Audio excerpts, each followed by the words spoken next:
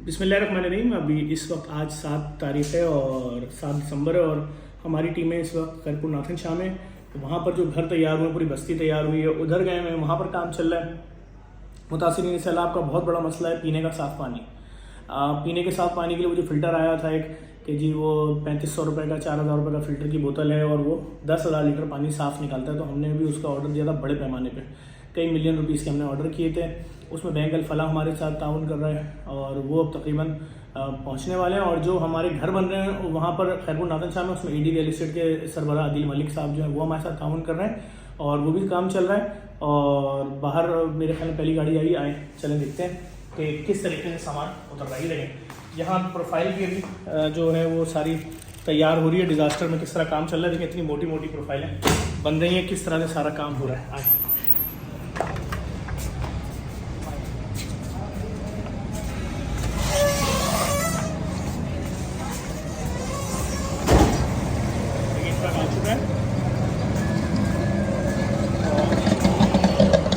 मैं आपको दिखाता हूँ किस तरह की बोतल है और क्या सिलसिला है, किस तरह से।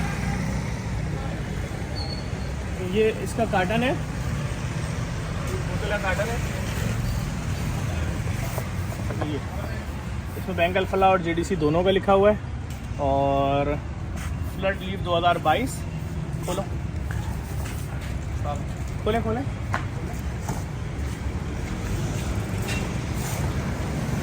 देखिए इसके अंदर भी हर चीज़ का ख्याल रखा गया है।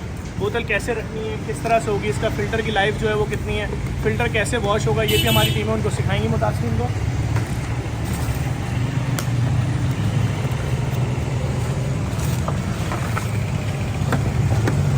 देखिए इसके ऊपर पूरा तरीक़ाकार लिखा हुआ है, कैसे ये अंदर जाएगा और कैसे इसके अंदर पानी, साफ़ पानी बाहर आएगा। उसको, इस फ़िल्टर को साफ़ करने के लिए जो इंजेक्ट किया जाएगा वो ये रहा, इसकी नोज़ल, ये तमाम चीज़ें इसमें, इसकी पूरी बुक मौजूद है। और सारा जो ऊपर लिखा गया वो भी सिंधी ज़बान में लिखा गया है कि किस, ताकि समझने में आसानी हो।